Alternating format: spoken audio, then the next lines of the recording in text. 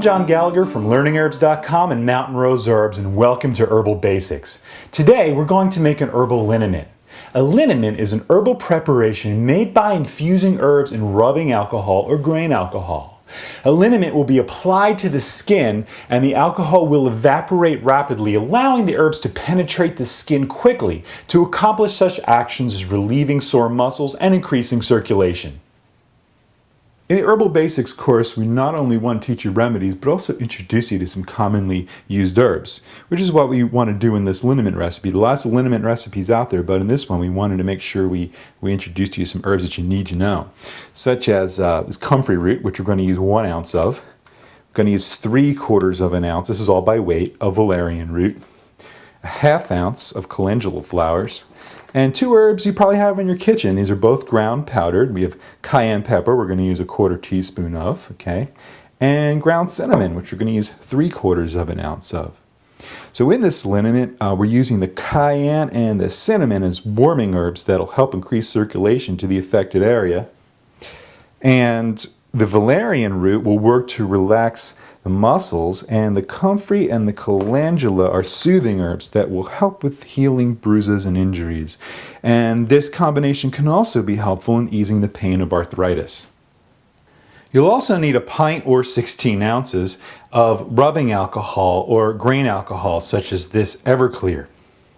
If Everclear or grain alcohol is easy for you to get where you live, then we suggest this option. However, if you cannot, then simply get your basic run-of-the-mill rubbing alcohol at a drugstore. Though some folks may not want to use rubbing alcohol, you are not using a liniment long term, so the dangers of overexposure to rubbing alcohol will not be an issue.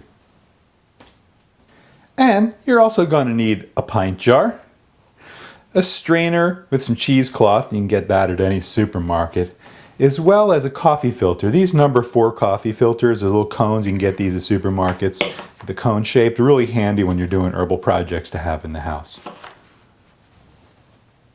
Okay, the first thing we want to do is weigh out our herbs and put them in the jar. And I'm just putting in 1 ounce of comfrey root, 3/4 of an ounce of valerian root, a 1/2 ounce of calendula flowers.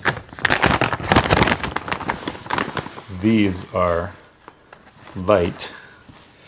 Perfect.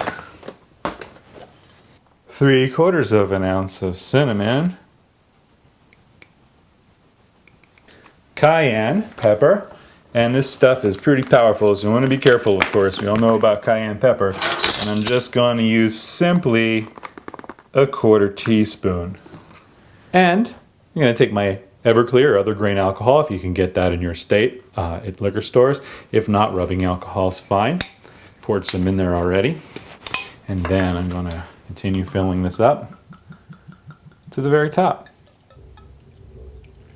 All there is to it. And next I'm going to stir with you can use a chopstick. I'm just using the end of a wooden spoon, anything you got in the kitchen. Kind of stir this around. We want to release any bubbles. Get that rich color. Now the next thing you want to do is always label your herbal creations. Now you could use masking tape, which comes off jars really well. I'm just using a basic address label. I'm just going to put it on the lid here. And anyway you want to label it. But I just put liniment, and I wrote down calendula flower, valerian root, comfrey root, cayenne, cinnamon, and I put today's date so I know when I would do it. You can even write when you want to decant it. You could put down, like, for example, decant. We want to get this go for 2 weeks. So we have 4/10. We could have decant 4/24. Or you can do it any time after as well. But at least go for 2 weeks.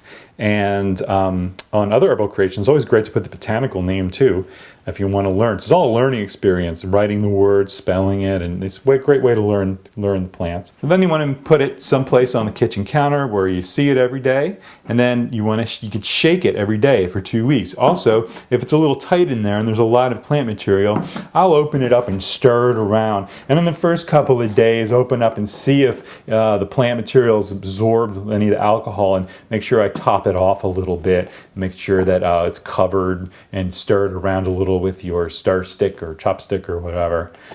And just make sure that I check on it every day and make sure the plant material is moving around. Some people shake it, some people like to stir it, whichever your preference. And just make sure you pay attention to it for a couple of weeks. Now, here's some liniment that I did a few weeks ago. It's dated 3/17. It says liniment and grain alcohol. Okay, and opening this up. And I just have any bowl, or in this case, it's a big Pyrex thing, and get yourself a, if you have any kind of kitchen strainer is fine. Put some cheesecloth on it, just makes it nice and easy. And I'll take my finished liniment and I'll pour it all into the container.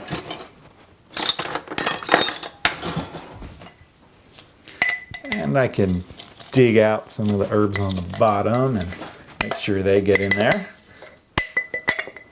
Okay. And next, simply take my cheesecloth and squeeze it good.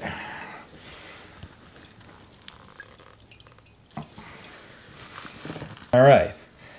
Now I can take this this whole thing, the cheesecloth with the herbs. I can compost the herbs and clean out the cheesecloth and dry it and use it again, or I could compost the whole thing depending on your composting in your yard or your town, wherever you do that. Just make sure you don't just throw it in the trash. Okay. All right, now I poured that out and it got me a little more than a cup now. This has some sediment on the bottom, and sometimes when you make herbal creations, maybe you're giving it as a gift, or in this case, we're going to be putting it in a spray bottle. Okay, so it's nice not to have sediment in the liniment. So what you need to do is we're just going to get ourselves another jar, such as this one right here, and that coffee filter that we showed you before. Okay, I'm going to just put that on top. See, that's nice. It fits right on there. And I'm going to pour in my liniment into this coffee filter. Even the leftover stuff in the big jar, we're going to let it just filter on through. And next, it's all filtered out. I pour it into this Pyrex thing here because it'll make it very easy to pour it in the container that I want to store it in. And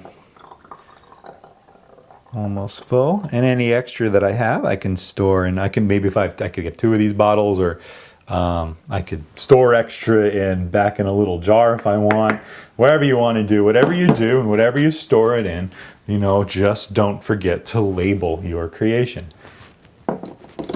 So you store this in any kind of jar that you put it in.